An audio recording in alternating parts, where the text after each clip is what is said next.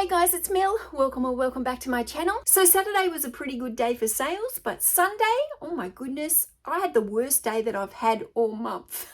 So I don't know what was going on, but eBay certainly wasn't sending me any love on Sunday. So I try not to get too down on it when I have a low sales day like that. I mean, there's always going to be one day in the month that's going to be your worst sales day.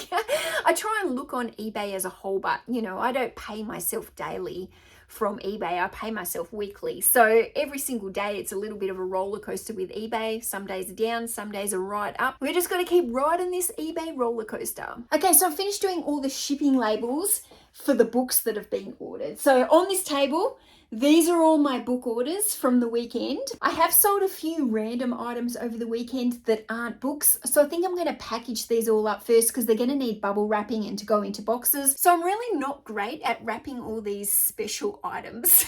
It actually makes me feel so nervous. And every time I sell one of these, I almost regret listing it in my store because of the packing process. I am so lucky with my book packing process that it's just so easy to put them all into padded mailers.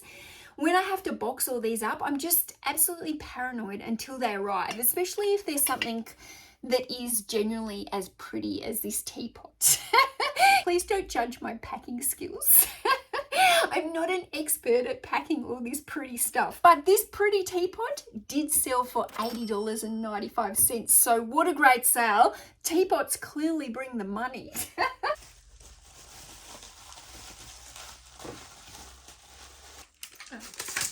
I knew this was coming.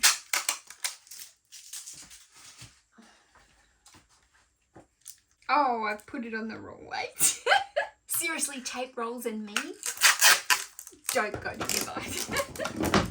I quite like having these new benches here. Like I can put the photography stuff away and I can do this kind of, I can utilize this while I'm packing. It's really awesome.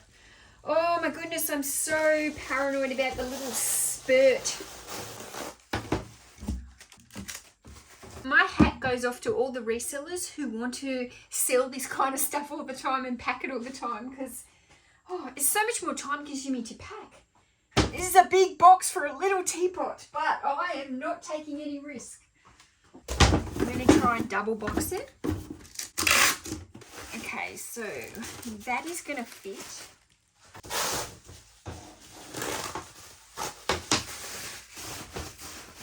I have padded it all the way around.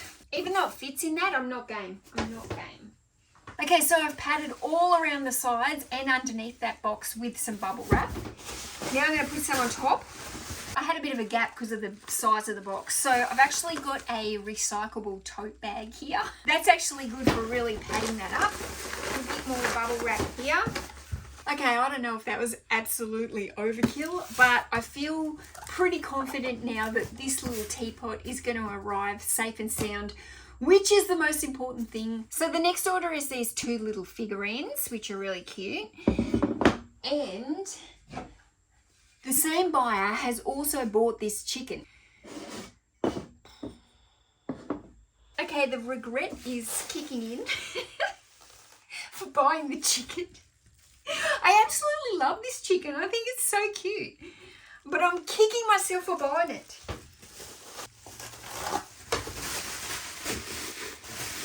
I feel like I need to make sure his head doesn't snap off.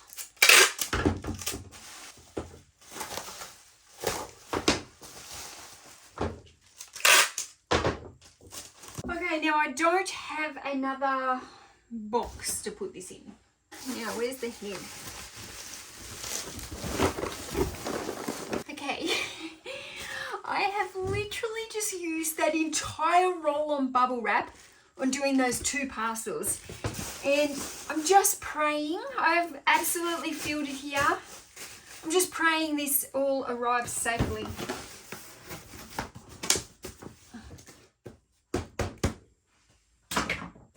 So I don't know, tell me, do you use this fragile tape?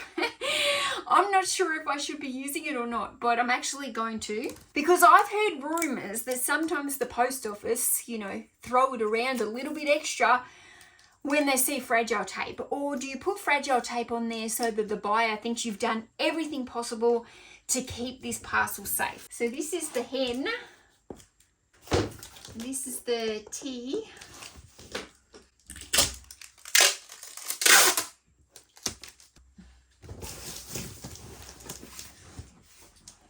I've also got this random fish tank.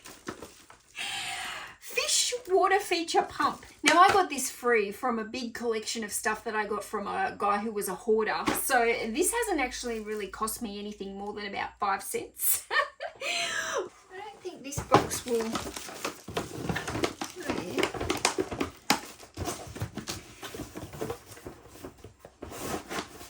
Oh yeah, I think that's better. So I feel like I just wasted 30 minutes of my life packing these items. By the time I mucked around, pulling it out, restacking it, putting it in, restacking it.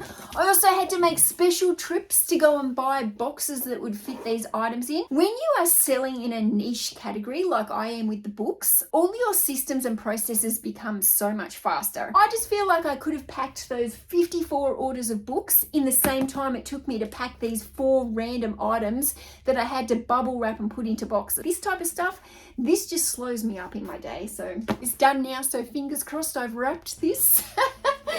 And nothing arrives broken.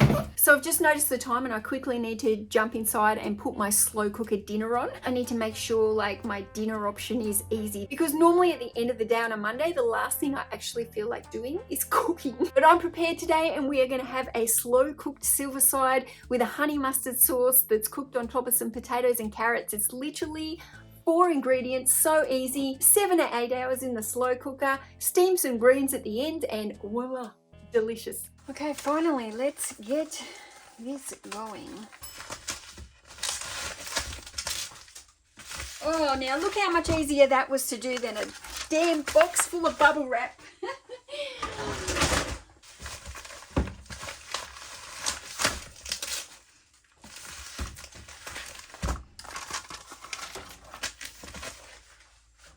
So this is a multi-order. There is 3 lots of orders in here. A manga book, 2 books on body language, and 4 of these old penguin books. So interesting, I just had another buyer message me about one of the bundles that I have listed. So this particular bundle that I've got listed, I think I've got 11 or 12 books in the set. So I've listed them as a whole. It's a great selling set. I've sold it multiple times. I know that it always sells well. So she's just sent me a message saying, I only need 5 of the books in this bundle. Please let me know how much for those 5 books and shipping to this state. So I've just replied to her that I don't actually split my bundles up once they have been processed into my store. Some people might not agree with me on this, but for me to split up a bundle, it's actually a pain in the bum. To me, it's just a waste of my time to have to be going back and forth messaging a buyer about splitting up a bundle, then going out to my back room, finding that bundle, opening the bundle up, rephotographing it. Like, it's time consuming.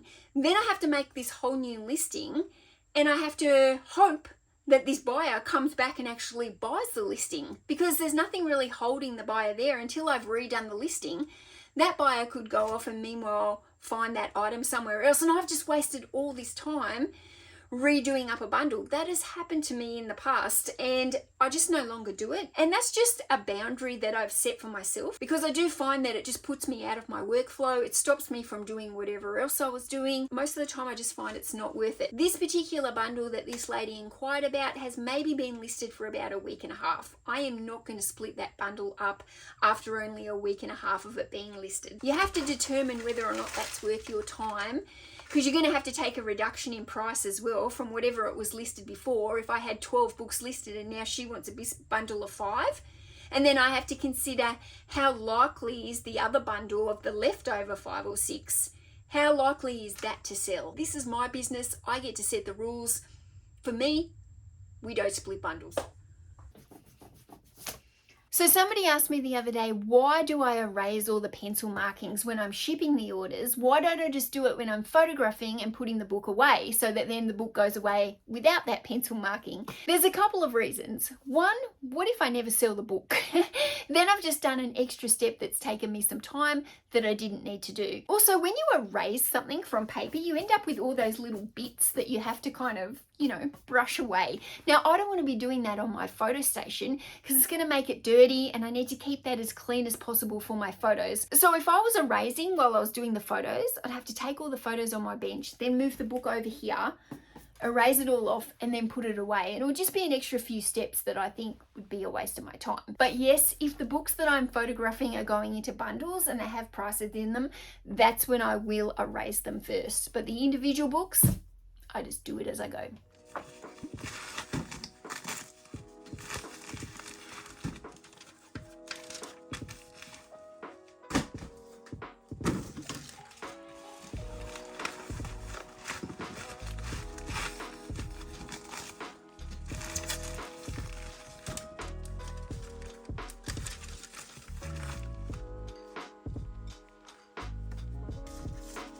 Terminator. 29 bucks that went out for.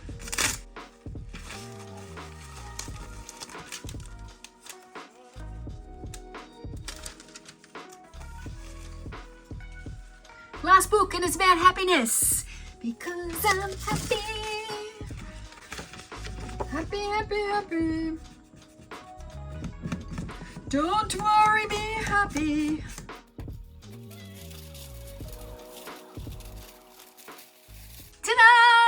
So if you've got to the end here, thanks so much for watching all the way, guys. I really appreciate it. I'll see you back here in another couple of days for another day in the life with Mel. Bye.